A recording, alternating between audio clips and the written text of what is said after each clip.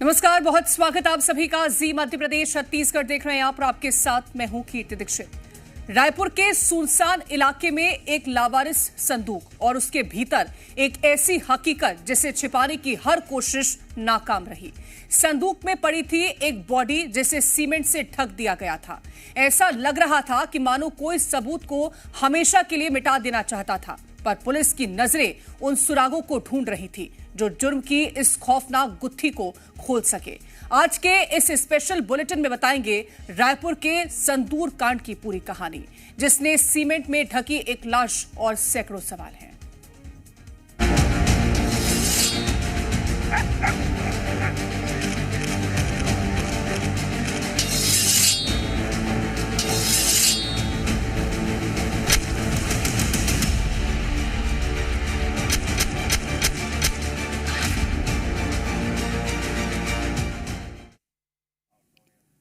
कल रायपुर के शांत इलाके में एक संदूक मिला जिस पर कत्ल का ताला जड़ा था। संदूक खुला तो मेरठ के नीले ड्रम वाले कांड की याद आ गई।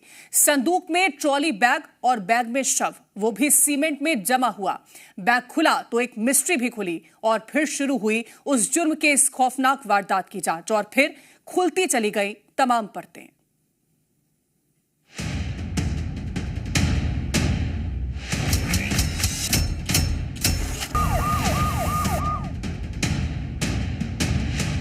यूपी के मेरठ में नीले ड्रम वाली घटना अभी बीती ही थी कि अब रायपुर से कुछ ऐसा ही खौफनाक मामला सामने आ गया।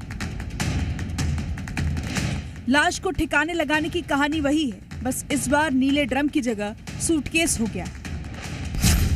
रायपुर में नीले ड्रम वाला कांड। सूटकेस में लाश, सीमेंट से किया सील। सूटकेस, शव और सस्पेंस। रायपुर में एक स्टील के ट्रंक के अंदर से सूटकेस में एक युवक की लाश मिली। शव को टीने के बक्से में डालकर रखा गया था। शव के ऊपर सीमेंट डालकर एक पतली परत बना दी गई थी जिससे लोगों को भनक न लग सके, यानी कुछ उसी तरह जैसे मेरठ में किया गया था। आखिर सूटकेस में लाश किसकी थी और किसने मारा? हत्याकांड में कितने लोग शामिल हैं, ये अब आपको आगे बताएंगे। पहले आपको बताते हैं कि आखिर लाश की जानकारी मिली कैसे। तो रायपुर की इंद्रप्रस्थ कॉलोनी फेज 2 के पास किसी लाश की गंध आ रही थी और धीरे धीरे गंध और बढ़ती गई।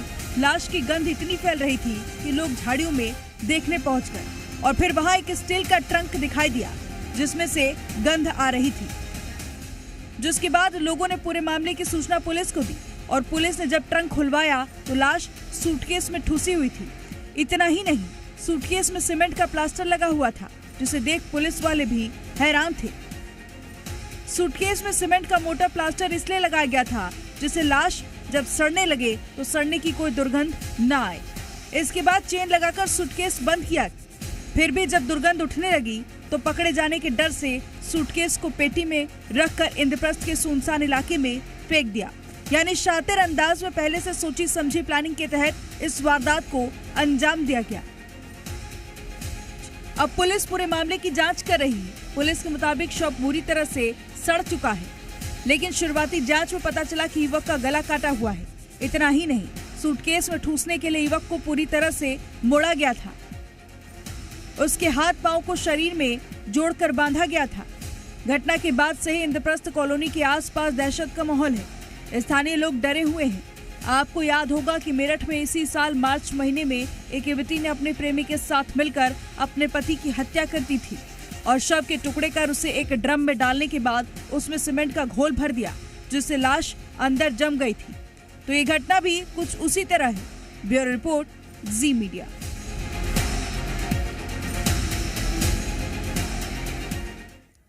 तो ये हो गई पूरी कहानी कि आखिर लाश मिली कैसे। अब बताते हैं कि आखिर किसने हत्या की और इस हत्याकांड में अब तक कितने लोग सामने आए हैं। आपको इस मर्डर मिस्ट्री की जांच की एक एक परत से वाकिफ कराते हैं।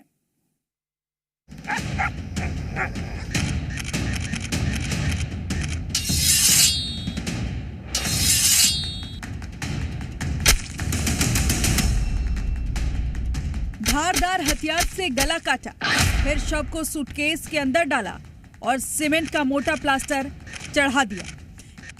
इन सब के बाद सूटकेस को एक स्टील के संदूक में रख दिया। रायपुर के इस हत्याकांड ने लोगों को दहला दिया था। पुलिस ने भी इस गुत्थी को सुलझाने के लिए कमर कस लिया और फिर जांच शुरू की। धीरे धीरे एक एक कर इस हत्याकांड की परतें खुलने लगी। सबसे पहले लाश को ठिकाने ले जाते हुए आरोपियों का सीसीटीवी फुटेज देखिए।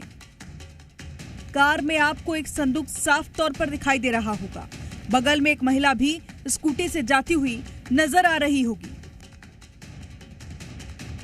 पहले तो इस फुटेज को देखने के बाद भी कुछ गलत नहीं लगा, लेकिन जब जांच आगे बढ़ी तो पता चला कि महिला भी इस कांड में शामिल है। इंद्रप्रस्थ के सुनसान इलाके में इस 4 पहिया वाहन को बरामद कर लिया गया। ये वही वाहन है जिसे सीसीटीवी फुटेज में बॉडी ले जाते हुए देखा गया था। डीडी नगर थाना पुलिस ने वाहन को जब्त कर लिया। अब आपको पूरी कहानी समझाते हैं। मृतक की उम्र करीब 35 से 40 साल है। शव के गले पर धारदार हथियार से हमले के निशान भी हैं। हत्यारों ने पहचान छुपाने के लिए शव को ट्रॉली बैग में भरा और फिर ऊपर से सीमेंट डाल दी। आरोपियों का प्लान उस वक्त फेल हो गया जब बदबू आनी शुरू हो गई। अब प्लान बना एक संदूक लेने का। गोल बाजार पेटी लाइन से ट्रंक खरीदी गई। सीसीटीवी फुटेज में आप साफ तौर पर देख सकते हैं कि एक महिला और पुरुष स्कूटी से आते हैं और फिर स्कूटी साइड में लगाकर दुकान के अंदर चले जाते हैं। इंद्रप्रस्थ कॉलोनी में सनसनीखेज मामले में एक के बाद एक कई चौंकाने वाले खुलासे सामने आ रहे हैं। जिस ट्रंप में डेड बॉडी मिली है उस ट्रंप को यहां गोल बाजार स्थित पेटी लाइन के ये सब्बीर स्टील ट्रंक फैक्ट्री से ही खरीदा गया है। पुलिस जांच करते हुए यहां तक पहुंची और पहुंचने के बाद सब्बीर भाई से भी पूछताछ की गई है कितने बजे संदिग्ध व्यक्ति आए और इसी जगह पे जो सीसीटीवी फुटेज आया है यहीं पे गाड़ी रुकती है, महिला उतरती है और काफी देर तक अंदर दुकानदार से बातचीत करती है। उसके बाद यहीं से ट्रंक लेकर के रवाना होती है और ये पूरी घटना चूंकि 22 तारीख को ट्रंक खरीदा जाता है और 23 तारीख को डेड बॉडी बरामद होती है। आरोपियों ने संदूक खरीदा, ट्रॉली बैग को उसमें रखा और फिर उसे फेंकने के लिए निकल पड़े। जो हत्यारे हैं वो यहाँ आए थे। ये 321 डी लिखा हुआ है और अभी फिलहाल यहाँ पे ताला लगा हुआ है। बताया ये जा रहा है कि कल क्राइम ब्रांच की टीम यहाँ पहुँची थी और इसके जो ओनर हैं उनसे बातचीत की गई है, उनसे पूछताछ की गई है और फिलहाल जो जानकारी आ रही है कि जो यहाँ के जो लोग हैं, जो सुरक्षाकर्मी हैं, उनके द्वारा जो बताया गया है तो यही बताया गया कि यहीं से कल सुबह 9:50 के आसपास ये लोग यहाँ से उसी ट्रंप को लेकर के नीचे उतरे हैं और नीचे उतरते वक्त किसी शख्स ने देखा और जब कुछ स्माइल आया तो इसकी जानकारी उन्होंने सुरक्षाकर्मियों से दी, जिसके बाद सुरक्षाकर्मी ने सजगता के साथ पुलिस को इसकी जानकारी दी है। फिलहाल अब पूरे मामले में पूछताछ की जा रही है और जानकारी यह भी निकल के आ रही है कि पूरे मामले में एक महिला समेत 3 अन्य आरोपियों को पुलिस ने हिरासत में ले लिया है और उनसे पूछताछ की जा रही है। लेकिन यहाँ आरोपियों से एक गलती हो गई। संदूक में रखने के बाद भी शव से बदबू आ रही थी। ऐसे में आरोपी जब शव को फ्लैट से लेकर निकले तो वहां रहने वाले रहवासियों को संदिग्ध लगा। रहवासी ने यह बात सोसाइटी के जिम्मेदार लोगों को बताई, जिसके बाद पुलिस को इसकी सूचना दी गई। जी मीडिया के पास ये एक्सक्लूसिव सीसीटीवी फुटेज आया और जिसमें सीधे तौर पे एक महिला नजर आ रही है और उसके ठीक आगे जो 4 पहिया वाहन है उससे पहले यानी सामने एक और मोपेड जाता है और उस मोपेड पे एक संदेही भी है और जो 4 पहिया वाहन है उस पे 2 और शख्स मौजूद है, यानी कुल टोटल 4 आरोपियों ने इस पूरी वारदात को अंजाम दिया है। फिलहाल हमारे साथ बातचीत को लेकर के ऐश्वर्य इस वक्त मौजूद हैं और ऐश्वर्य ने ही इन तमाम सारी चीजों को देखा है। ऐश्वर्य, कितने बजे आपने इन सारी चीजों को देखा? लगभग 10 बजा हुआ था तब, जब मैं मेन गेट से लिफ्ट की तरफ गया। लिफ्ट जैसे ही एंटर करने वाला था तो वो 2 लोग थे जो मुंह बांधे हुए थे अपना, और वो एक जो एल्यूमिनियम का पेटा होता है वो लेके निकल रहे थे और काफ़ी स्मेल भरा हुआ था वहाँ पे आसपास। तो फिर मेरा पहला सस्पिशन तभी गया कि बहुत ज़्यादा स्मेल कर रहा है ये, जैसे कि कोई जानवर मर जाता है तो स्मेल आता है, वैसा स्मेल भरा हुआ था और कुछ लिक्विड भी गिर रहा था उसमें से, पेटे में से। फिर मैं ऊपर गया लिफ्ट से, तो ऊपर जाके मैंने देखा कि वो ऑल्टो में पीछे डिक्की खोल के वो पेटा को अंदर डाले और 3 आदमी थे जो मुंह बांधे हुए थे और एक लेडी थी उनके साथ में। और फिर 2 आदमी जो थे वो ऑल्टो में बैठे और 2 स्कूटी थी अलग से साथ में और उन लोग इसी गेट से बाहर चले गए। इसी गेट से बाहर चले गए। तो देखिए जो तस्वीर अभी जी मीडिया सुपर एक्सक्लूसिव जो दिखा रहा है, उसी की जानकारी इस वक्त अभी ऐश्वर्य हमको दे रहे थे। और देखिए ये जो सीसीटीवी फुटेज है केवल जी मीडिया के पास है और ये जो अभी का जो सीसीटीवी फुटेज है वो इस कैमरे का है।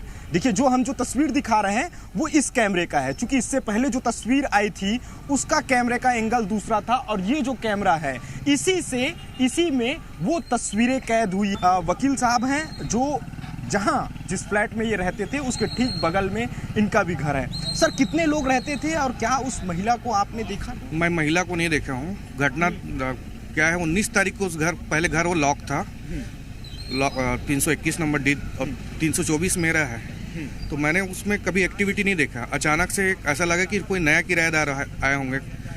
मैं अपना घर का दरवाज़ा खोल रहा था 6 साढ़े 6 बजे, तो एक लड़का, ऐसे मैंने भान हुआ कि कोई लड़का मेरे को दरवाज़ा खोल के देख रहा है। मैंने रिटर्न किया अपना चेहरा, तो तुरंत वो दरवाज़ा जोर से बंद कर दिया। ठीक। आरोपियों ने अपनी पहचान छिपाने के लिए और पुलिस को गुमराह करने के लिए हत्या में प्रयोग किए गए कार की नंबर प्लेट भी गलत लगाई थी, लेकिन उनकी ये चालाकी किसी काम न आई। इस मर्डर मिस्ट्री का खुलासा करते हुए रायपुर एएसपी ने बताया कि मृतक की पहचान किशोर पैकरा के रूप में हुई। इस पूरी वारदात का मास्टरमाइंड अंकित उपाध्याय और उसकी पत्नी को पुलिस ने हिरासत में लिया है। अंकित पेशे से वकील बताया जा रहा। 2 अन्य आरोपी भी इस वारदात में शामिल हैं, जिनकी तलाश की जा रही है। आज के दौरान पर अब तक में जो अज्ञात मृतक था उसकी पहचान किशोर पैकरा के रूप में हुई है। जांच में मृतक की हत्या किया जाना पाए जाने से अब तक जो प्राप्त साक्ष्य के आधार पर, इसके संदेह के आधार पर प्राइम सस्पेक्ट के रूप में अंकित उपाध्याय और उसकी पत्नी शिवानी शर्मा को CISF और दिल्ली पुलिस की मदद से दिल्ली एयरपोर्ट में डिटेन किया गया है। यहाँ से पुलिस पार्टी गई हुई है। शीघ्र संदेहियों को रायपुर ला करके उनसे पूछताछ किया जाएगा। इस पूरे हत्याकांड की तफ्तीश जारी है। एक एक कड़ी जोड़कर पुलिस इस मामले की जांच को आगे बढ़ा रही है। अभी इस मामले में और भी कई बड़े खुलासे होने बाकी है। ब्यूरो रिपोर्ट, जी मीडिया। और ज्यादा जानकारी लेंगे, हमारे संवाददाता सत्यप्रकाश हमारे साथ जुड़ गए हैं। सत्यप्रकाश, एक व्यक्ति जो खुद को एडवोकेट बता रहा है, वो इस तरह की आपराधिक वारदातों में सम्मिलित होता है और उसे फिर भी लगता है कि वो कुछ भी करके इस तरह से सीमेंट में पैक करके एक ट्रंक के अंदर भर करके बच जाएगा। तो ये कितना मुनासिब उसे लग रहा था कि वो बच जाएगा? और इस तरह की जो आपराधिक वारदात उसने करी है, उसके पीछे की मंशा क्या थी? देखिए, आरोपी के भ्रम को कि वो बच जाएगा 24 घंटे के भीतर रायपुर पुलिस ने दूर कर दिया, क्योंकि CISF और दिल्ली पुलिस के सहयोग से जो सूचना रायपुर पुलिस ने भेजी, डिटेन कर लिया गया, मतलब हिरासत में ले लिया गया है। दोनों जो संदेही आरोपी है, अंकित उपाध्याय और उसकी पत्नी, और उसे रायपुर लाया जा रहा है। हालांकि पुलिस इसे बेहद गोपनीय रख रही है, क्योंकि पहले पूछताछ होगा, पूछताछ में तफ्तीश से जानकारियाँ सामने निकल के आएगी, पुलिस उसके बाद मामले का खुलासा करेगी। लेकिन जो जानकारी सामने निकल के आई है, जो वजह सामने निकल के आई है इस हत्याकांड का, वो ज़मीन के सौदे से जुड़ा हुआ विवाद बताया जा रहा है। करीब करीब जो जानकारी है उसके मुताबिक 50 लाख रुपए में ज़मीन का सौदा जो मृतक है उसने किया था। वकील जो आरोपी है अंकित उपाध्याय, उसके जरिए ही, और उससे वो पूरे पैसे मिल नहीं पाए। बमुश्किल से 30 लाख रुपए के आसपास मिला, और जब वो बाकी के 20 लाख रुपए बार बार मांग रहा था, उसके बाद वो इस बात पे भी तैयार था कि 20 के बदले में 10 ही लाख रुपए उसे मिल जाए। लेकिन उसे कोई भी और पैसा देने के लिए, जो जानकारी अब तक सोर्सेस से आई है, अंकित तैयार नहीं था। और इसी बात को लेकर कहीं ना कहीं बहस थी और पैसे के ही इसी विवाद में जो है वो हत्या की वारदात को अंजाम देने की बात अब तक सामने निकल के आ ही रही है, जो जानकारी सूत्रों से मिल रही है। हालांकि देखिए, जिस तरह का यह मामला सामने आया है, स्पष्ट तौर पे जो फौरी दृष्टया दिखाई दे रहा था कि पहले गला काटा गया और उसके बाद हाथ पैर मोड़ के और इस तरह से एक ब्रीफकेस में बंद किया गया और उसके बाद एक जो छोटा सा संदूक है, उस संदूक में, टीने के उस संदूक में रखा गया। मतलब जघन्य तरीके से इस हत्याकांड को अंजाम दिया गया है। मुझे लगता है कि आने वाले वक्त में अभी कई खुलासे इस मामले में होने वाले हैं, क्योंकि अभी तक पुलिस ने जो जानकारी दी है उसके मुताबिक 2 ही व्यक्ति को हिरासत में लेने के, पति पत्नी अंकित उपाध्याय और उसकी पत्नी की हिरासत में लेने की बात आई है। लेकिन जो सीसीटीवी में दिखा कि जो कार है, उस कार में 1 से 2 लोग सवार थे। संदिग्ध तरीके से महिला और एक पुरुष स्कूटी से आगे और एक साथ में जा रही है। 2 लोग जाते हैं जो इस टीने के संदूक को खरीदते हैं, वो भी स्पष्ट तौर पे दिखाई दे रहे हैं और दोनों वक्त में करीब एक ही स्कूटी प्रयोग में लाया गया है। तो ये पूरे, अगर हम इस घटनाक्रम को सिलसिलेवार तरीके से देखें तो यह स्पष्ट हो रहा है कि ये सुनियोजित मर्डर है, सुनियोजित मर्डर। बिल्कुल सुनियोजित तरीके से इसको किया गया था। लेकिन अब जब परतें धीरे धीरे करके खुल रही हैं, उस पर और भी जवाब मैं आपसे लूंगी। लेकिन अब आपके मन में भी कुछ सवाल होंगे, और ये सवाल कि कैसे पता चला कि आरोपियों ने किस सोसाइटी में हत्या की और तुरंत ही पुलिस ने आरोपियों को कैसे खोज निकाला। इसकी जानकारी हम आपको ग्राफिक्स के जरिए देते हैं। दरअसल कहानी शुरू हुई थी कल इंद्रप्रस्थ कॉलोनी से, जहां फेज 2 में तीसरे माले के एक फ्लैट में हत्या की गई। बॉडी को सूटकेस में भरा और फिर संदूक में भरकर फेंकने के लिए निकले। इस दौरान एक रहवासी को बदबू आई। संदिग्ध लगने पर उसने वहां के जिम्मेदारों को सूचना दी और फिर इसकी जानकारी पुलिस को दी गई थी। एक तरफ ये स्टोरी चल रही थी तो वहीं दूसरी तरफ सुनसान इलाके में एक संदूक मिलने की खबर सामने आई। जैसे ही पुलिस ने उस संदूक को देखा तो मामला साफ हो गया और ये बात सामने आ गई कि ये वही आरोपी हैं जो फ्लैट से संदूक लेकर निकले थे। तो ये अब पूरी कहानी हमने आपको बताई है ग्राफिक्स के जरिए कि आखिरकार कैसे इस मामले का खुलासा हुआ। लेकिन सत्यप्रकाश, सवाल ये भी उठता है कि क्या जो व्यक्ति जिसकी मौत हुई है वो इनके घर गया हुआ था, जिस फ्लैट से ये लोग बॉडी लेकर के निकले थे एक संदूक में, क्या घर में ही उसकी हत्या की गई है? इसको लेकर के कोई जानकारी क्या अभी तक सामने आ पाई है?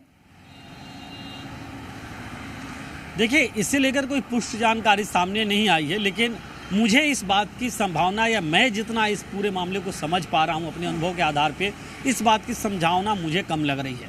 और मैं इसलिए कह रहा हूं सुनियोजित तरीके से ये हुआ है कि बमुश्किल जो प्रत्यक्षदर्शी या जो रहवासी है वहाँ के, जहाँ पे इस शव को, इस लाश को ठिकाने लगाया गया, वो कह रहे हैं कि उनके घर के, मतलब उनके फ्लैट के बगल वाला फ्लैट, और ये 19 तारीख तक, मतलब 19 जून तक सुनसान था। 19 को अचानक हलचल यहाँ पे बढ़ती है और उसके बाद एक शख्स उन्हें संदिग्ध हालात में वहाँ दिखाई देता है। जो जानकारी है सूत्रों के मुताबिक वो यही है कि 19 के आसपास ही, मतलब बमुश्किल से 4-5 दिन पहले ही, जो संदेही अंकित उपाध्याय बताया जा रहा है वो वहाँ पे उस फ्लैट में रहने आया था। इसको सिलसिलेवार तरीके से अगर समझिए तो इसलिए सुनियोजित लग रहा है। और वहाँ रहने आया था, बमुश्किल से 4-5 दिन हुआ था, और समझिए कि जिस तरह से दुर्गंध इस लाश से आ रही थी, उससे भी ये स्पष्ट तौर पे माना जा रहा है कि कम से कम 2-3 दिन पुराना तो ही होगा। मतलब ये पूरी प्लानिंग के तहत, क्योंकि आरोपी जो है वो रायपुर का ही रहने वाला बताया जा रहा है, मतलब पूरी प्लानिंग के तहत एक कमरे को, एक फ्लैट को किराए पे लिया जाता है, हत्या की जाती है। अब हत्या कहाँ की गई है ये अभी तफ्तीश में पता चलेगा। हत्या की जाती है, उसके बाद शव को ठिकाने लगाने की तमाम कोशिशें की जाती है, ठिकाना लगा भी दिया जाता है, लेकिन उसके बाद बचने की तमाम कोशिशें जो है वो कामयाब नहीं होती है। डिटेन किया गया है, पूछताछ में कई चौंकाने वाले खुलासे होंगे। और जिस तरह से ये पूरा मामला दिखाई दे रहा है, पूरे मामले में कहीं ना कहीं न सिर्फ इन 2 लोगों की बल्कि कुछ और की संलिप्तता हो सकती है, ऐसा अनुमान जताया जा रहा है। बिल्कुल, अब देखना होगा कि जब पूछताछ होती है तो क्या कुछ नए खुलासे इस पूरे मामले को लेकर के होते। फिलहाल बहुत शुक्रिया आपका तमाम जानकारी पहुंचाने के लिए।